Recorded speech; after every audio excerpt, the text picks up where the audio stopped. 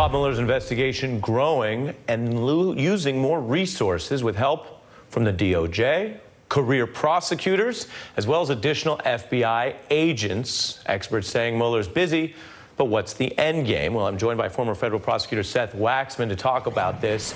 As you know, Seth, there is a tendency to overinterpret Bob Mueller as he's become something of America's Batman. This report here tonight has gotten a lot of people talking because it looks like he's using more resources and prosecutors around the nation. What does it mean?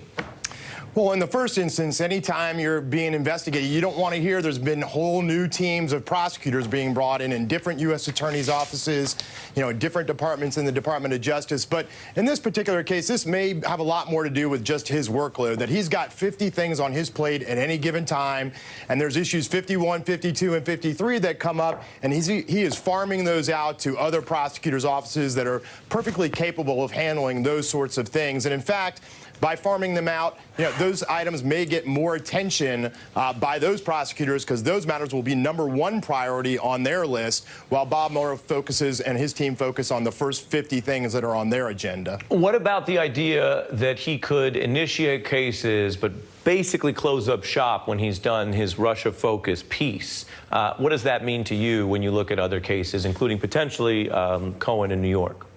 Well, sure. I mean, those prosecutions can continue on, and the people that are in legal jeopardy can still face those issues. But of course, the Russia investigation's at the top of the list. I think a lot of Bob Mueller's efforts right now are to get people to flip, to keep the pressure on Paul Manafort, to keep the pressure on Michael Cohen and anyone else that can contribute to his ultimate target and goal, which is determining whether there was collusion or conspiracy prior to the 2016 election. Former federal prosecutor Seth Waxman with more precision than hype. Thanks for helping explain some of this.